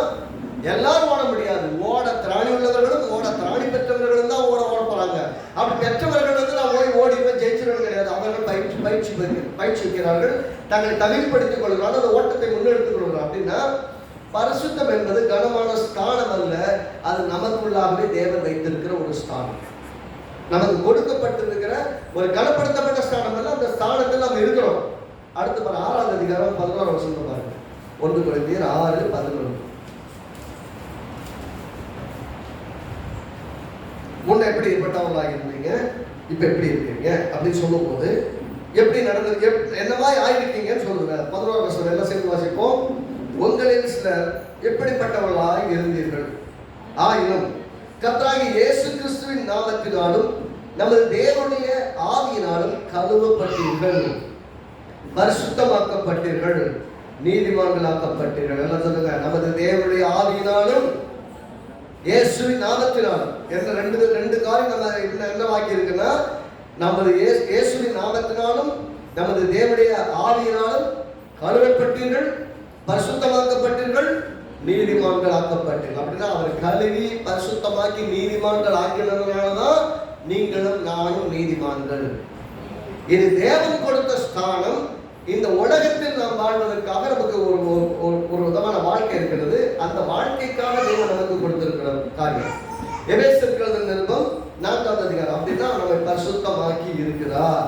அதை பரிசுத்தமாக்கப்படுவோமா அப்படிங்கிற கேள்வியெல்லாம் கிடையாது. 4வது அதிகாரம் எபேசியர் நிருபம் 4வது அதிகாரம் 20 to 24 வரை நாம் வாசிக்கிறோம்.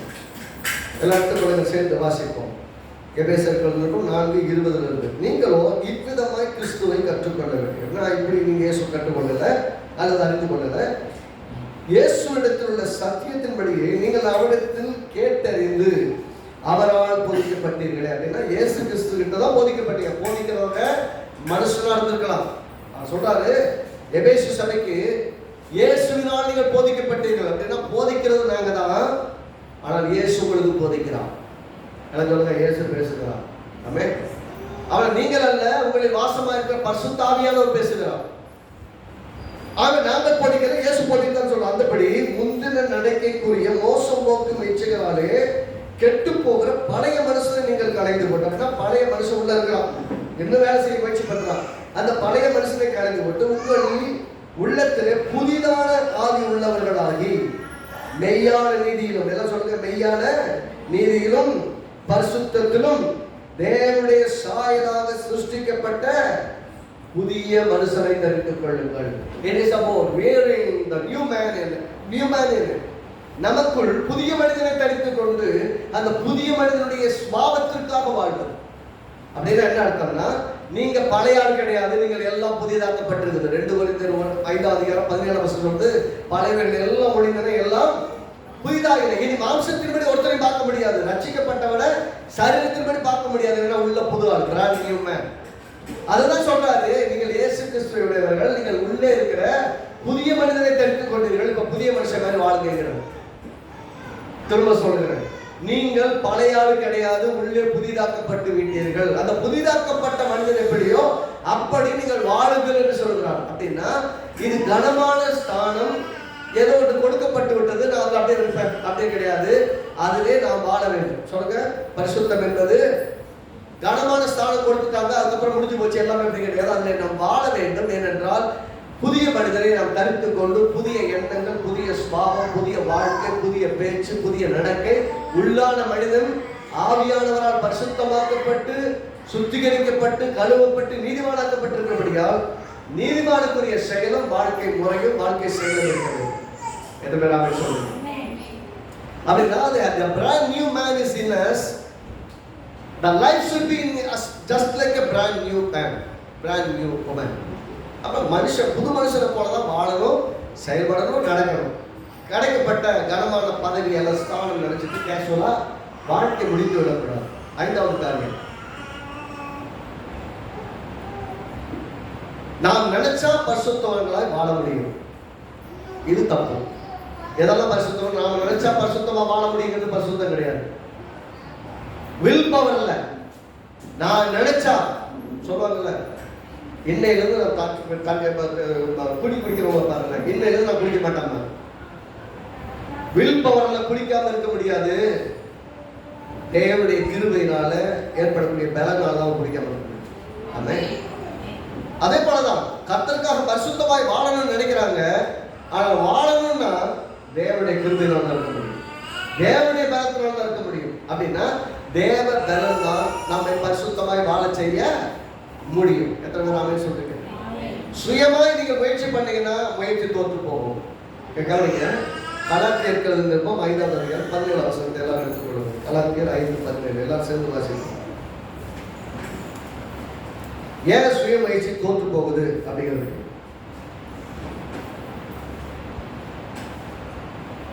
என்ன அர்த்தச்சா? சேர்ந்து வாசிக்கலாம். கலாத்தியர்கள் நிருபம் பக்கம் 262, பேஜ் நம்பர் 262.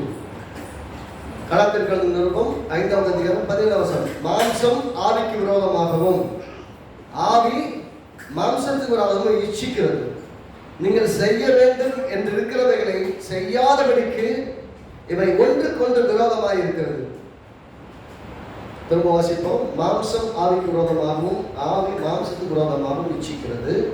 நீங்கள் செய்ய வேண்டும் என்று விரும்புகிறவர்களை செய்யாதபடிக்கு இவைகள் ஒன்றுக்கொன்று விரோதமாய் இருக்கிறது. அப்படின்னா ஆவியின்படி நீங்க கர்த்தருக்காக வாழணும்னு நினைக்கிறீங்க, புது மனுஷனை தடுத்து பண்ணீங்க, இனிமேல் இதை செய்யக்கூடாது, அப்படி இருக்கணும், இப்படி இருக்கணும், ஆண்டவருக்காக வாழணும், நல்லா ஜெபம் பண்ணணும், காலையில் 7 மணி எதிர்த்து ஜெபம் பண்ணணும், இப்படிலாம் நிறைய திட்டம் பண்ணுவீங்க.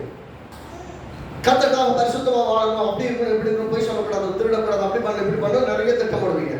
ஆனால் சுய பரிசுத்தத்தில் நீங்கள் முயற்சி செய்யும் உங்களால் செய்ய முடியாது. ஆனால் தேவனுடைய கிருபையை சார்ந்து கொள்ளும் உங்களால் செய்ய முடியும். அப்படின்னா சுய பரிசுத்தம் என்பது பரிசுத்தம் கிடையாது. கர்த்தருடைய பரிசுத்தம் தான் உங்களுக்கு பரிசுத்தம். திரும்ப சொல்லுங்க, கர்த்தருடைய பரிசுத்தம் தான் பரிசுத்தம். உங்கள் சுய பரிசுத்தம் ஒரு நாள் உங்களை பரிசுத்தமாக ஆக்க முடியாது, பரிசுத்தமானவர்களாய் வாழவும் விடாது. நீங்க முயற்சி பண்ணலாம், தப்பே கிடையாது. ஆனால் முயற்சி பண்ணலாம். ஏன்னா மாமிசம் எப்போதுமே ஆவியானவர்களை நடந்துகிறபடி வாழ்றது விடாது. அது போல் செய்து கொண்டு எத்தனை பேர் வந்து உணர்ந்துருக்கிறீங்க? நான் நிறைய பேர் அனுபவிச்சிருக்கிறேன். ஆவியிலே இப்படி நடத்தப்படுவோம், தேவனுக்காக வாழ் இப்படி இருக்கணும் அப்படி இருக்கணும் அதை செய்யணும் இதை செய்யணும்னு. ஆனால் சரீரம் பார்த்தீங்கன்னா அதோட ஒத்துழைப்பே வாய்க்காது, வேற மாதிரி வேலை செய்யும். நீங்க ஜெபம் பண்ண நினைப்பீங்க, ஜெபம் பண்ண முடியாது. உண்மையை பேச நினைப்பீங்க, உங்களையே அறியாம போய் சொல்லுவீங்க. சில சமயம் சிலருக்கு உண்மையா இருக்கணும்னு நினைப்பீங்க, ஆனால் உண்மையா அவங்ககிட்ட இருக்க மாட்டீங்க, தப்பு செய்வீங்க. என்னன்னா நீங்க ஆவியில இருந்திருக்க அதெல்லாம் இப்படி இருக்கணும்னு, ஆனா மனசு சரீரம் சொல்றது அதுக்கு நேர்மாறாக வேலை செய்யும். அப்படின்னா நேர்மையாக வேலை செய்யும் போது உங்கள் சுய பரிசுத்தத்தின் முயற்சி தோற்று போகும். ஆனால் தேவனுடைய கிருபைக்காக நீங்கள் ஜெபிக்கும் போது, ஆண்டவரே இந்த காரியத்தை நான் செய்வதற்கு எனக்கு உதவி உண்டாகட்டும், இந்த கிருபையினால் என்னை பலப்படுத்தும் சொல்லி ஜெபம் பண்ணீங்கன்னா நீங்க எந்த பரிசுத்தத்தை நீங்க செய்யணும்னு நினைக்கிறீங்களோ அதை செய்வதற்கு உதவி. அடிப்படையில் புரிந்து கொள்ள வேண்டியதுன்னா ஆவி மாம்சத்துக்கு, மாம்சம் ஆவிக்கு ரொம்ப போராடிக்கிட்டு அதுக்குனால வெற்றியை வாழ முடியாது. சரீர பிரகாரமான முயற்சி பிரயோஜனமே கிடையாது. அப்போ சொல்றாரு சரீர முயற்சி அற்ப பிரயோஜனம். முயற்சி பண்ணலாம், ஆனால் சுயமாய் முயற்சி பண்றவன் பரிசுத்தமாய் வாழ்ந்த சரித்திரம் கிடையாது. ஆக முயற்சியை பண்ணா விட்டுறலாமாங்க? அது முயற்சி பண்ணா விட்டுறது இல்லை. முந்தினத்துல பார்த்தோம்ல, பரிசுத்தம் என்பது நமக்கு கொடுக்கப்பட்ட ஸ்தானம் இல்லை, அதுல வாழவும் வேண்டும். அது நம்முடைய முயற்சி தேவை. ஆமா, ஆனா இங்க சொல்றது நாம் நினைத்தால் பரிசுத்தமாய் இருப்போம் என்பது பொய். அதான் சொல்றது, அது பரிசுத்தம் கிடையாது. நான் நினைச்சா எனக்கு விருப்பம் வருதுக்கு, நான் மனசில் தீர்மானம் பண்ணிட்டேன் அப்படி இருப்பேன் நான் அப்படின்னு சொல்லவும் முடியாது. ஆனால் அப்படிப்பட்ட இடத்திலிருந்து வெளியே வந்தவங்க நான் சொல்றேன், அப்படிப்பட்ட பாவத்திலும் சிக்கலிலும் பலவீனத்திலும் சில விட முடியாத பாவ பழக்கத்திலிருந்து வெளியே வந்தவங்களால பாருங்க 100% தேவத்திலிருந்து வந்திருப்பாங்க. சுய பலத்துல நான் தீர்மானம் பண்ணேன் நான் ஜெயிச்சிட்டேங்கிற மாதிரி இருக்கவே இருக்காது. தேவ கிருபையாய் தூக்கியிருப்பான், கிருபையை வெளியே கொண்டு வந்திருப்பான். அப்படி மட்டும்தான் நடந்தா தான் உதவி வழிய சுய பலத்தில் எப்போ நீங்க தேவனை உதவி கேட்கணும் அப்பதான் தூக்க முடியும். கேட்காதவங்களுக்கு உதவி செய்ய முடியாது, தூக்கவும் முடியாது.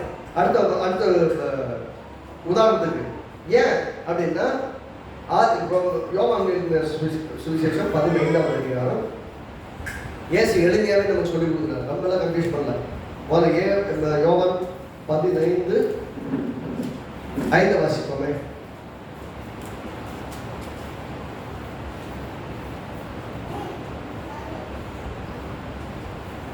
ஐந்தாவது வசனம்.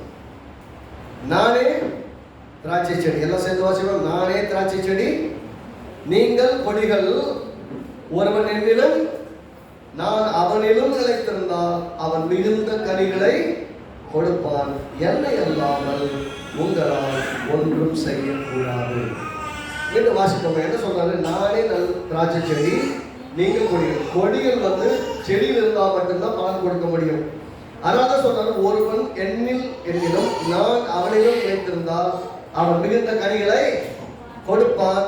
என்னை இல்லாமல் உங்களால் ஒன்றும் செய்ய முடியாது. அப்படின்னா சுய பலன், சுய முயற்சி கனிகளை கொண்டு வராது. கிறிஸ்துவோடு கூட இணைந்திருக்கிற வாழ்க்கை தான் கனியுள்ள வாழ்க்கை. சொல்லுங்க, இயேசுவோடு இணைஞ்சிருக்கணும்.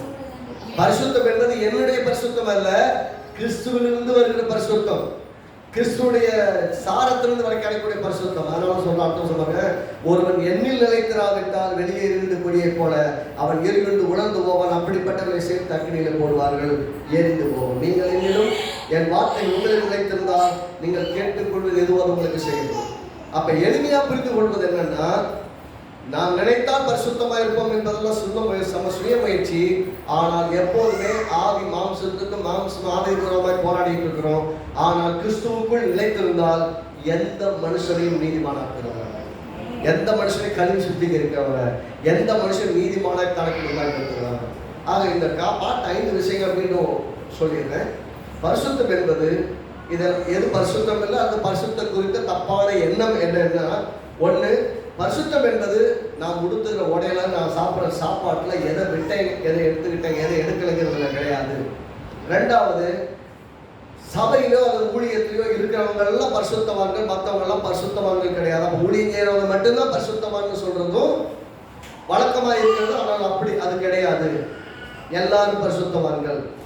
மூன்றாவது வந்து நம்முடைய பரிசுத்தம், நம்முடைய வாழ்க்கையில் இருக்கிற பரிசுத்தத்தை குறித்தோ அல்லது நம்முடைய வாழ்க்கையில் இருக்கிற பாவத்தை குறித்தோ மற்றவங்க சொல்றதுனால நமக்கு ஏற்படக்கூடிய அந்த பெருமையோ பாவ உணர்வோ எதுவுமே நம்முடைய பரிசுத்தத்தை மாற்றிவிட முடியாது. ஏனென்றால் நம்மை பரிசுத்தமாக்குகிறவர் கர்த்தர். ஆக நம்ம அதை குறித்து சொல்லும் போது யார் என்ன சொன்னாலும் குற்ற உணவு வந்துடக்கூடாது, பெருமை வந்துடக்கூடாது. பாவத்தை நீ பாவி அப்படின்னு சொன்னா குற்ற உணவு வந்துடக்கூடாது, நீ பரிசுத்தவான் சொன்னா பெருமை வந்துடக்கூடாது. ரெண்டையும் இருக்கணும். நான்காவது, பரிசுத்தம் என்பது கனமான ஸ்தானம் கொடுக்கப்பட்டாச்சு அப்படின்னு நினைக்க கூடாது. அது கனமான ஸ்தானம் அல்ல. ஒவ்வொரு நாளும் அதில் வாழும்படி நாம் அழைக்கப்பட்டிருக்கிறோம். ஒவ்வொரு நாளும் கிறிஸ்துவுக்கள் அதை முயற்சி செய்து இன்னும் பரிசுத்தம் உள்ளவன் கடைசி ஒரு வசனத்தை வாசி நாம் முடிவு செய்வோம். என்ன சொல்றாங்கன்னா, பரிசுத்தத்தை குறித்து சொல்லும் போது 22 வெளிப்படுத்தல் 22ல 11 வசனமும் 11 வசனத்தை மட்டும் வாசிப்போமே. 11, 12 நம்ம ஆப்டாங்க. வெளிப்படுத்தல் விசேஷம் 22, 11. அநியாயம் செய்கிறவன் இன்னும் அநியாயம் செய்யட்டும், அசுத்தமா இருக்கிறவன் இன்னும் அசுத்தமா இருக்கட்டும், நீதி உள்ளவன் இன்னும் நீதி செய்யட்டும், பரிசுத்தம் உள்ளவன் இன்னும் பரிசுத்தமாகட்டும், இதோ சீக்கிரமாய் வருகிறேன், அவனவனுடைய கிரியைகளின்படி அவனவனுக்கு நான் அளிக்கும் பலன் என்னோடு கூட. கடைசி அப்படிதான் சொல்லி முடிக்கிறார். அப்போ நம்முடைய சுய முயற்சி என்னவா இருந்தாலும் சரி, பரிசுத்தம் என்பது இன்னும் பரிசுத்தமாகுவதற்காக நம்ம அழைக்கப்பட்டிருக்கிறோம். 5வது வசனம் பார்த்தீங்கன்னா, நான் நினைத்தா பரிசுத்தமா இருக்க முடியாது, கிறிஸ்துவுக்குள் நிலைத்திருந்தால் தான் பரிசுத்தமா இருக்க முடியும். சுய முயற்சியிலே நான் பரிசுத்தமானாய் இருக்க முடியாது, சுய முயற்சியிலே என்னை பரிசுத்தமானாய் காட்டிக்கொள்ளவும் முடியாது. எத்தனை பேருக்கு விளங்குது? எதெல்லாம் பரிசுத்தம் இல்லைன்னு பார்த்தோம். அப்படின்னா எதையா பரிசுத்தம் கிடைக்கும் அடுத்த வாரம் பார்ப்போம். இந்த பரிசுத்தத்தை குறித்து இருக்கிற தவறான கான்செப்டால நீ உடனே தப்பான புரிந்து கொள்ளுதல், தப்பான ஐடியா, தப்பான முயற்சி, இதெல்லாம் விட்டுருங்க. 100% கிருபை சார்ந்து கொள்வோம், கிறிஸ்துவை சார்ந்து கொள்வோம்.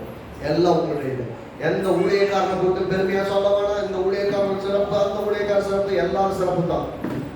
நான் சொல்லுவேன், நீங்களும் சிறப்பு. ஏனென்றால் எல்லாரும் பரிசுத்தமாக கிறிஸ்துவுக்கள் நம்மை பரிசுத்தவான்களாக இணைந்திருக்கிறார். சரீரமாகிய சபைக்கு கிறிஸ்து தலை, நாம் எல்லாம் சரீரம். அப்படின்னா ஒரு சரீரம் ரொம்ப ஸ்பெஷலு, ஒரு சரீரத்துக்கு அவயம் ரொம்ப வீட்டெல்லாம் கிடையாது. சரீர அவயங்கள் எல்லாமே பரிசுத்தமாக இருக்குது. தானா பரிசுத்தம்னா சரீரமும் பரிசுத்தமாக இருக்கு. அவரோட இணைந்திருப்பதனால பரிசுத்தம். எத்தனை பேர் நான் சொல்றது நடக்குது? கர்த்தர் நல்லவர், ஆசீர்வதிக்கப்பட்டவர். எல்லாரும் நம்ம இந்த வசனங்களை தியானிப்போம், அதனுடைய வாழ்வை மாற்றட்டும். ஓகே, சரி. இந்த வசனங்களை கேட்கறதுக்கு தொடர்ந்து விசுவாசத்தில் நடக்கும்.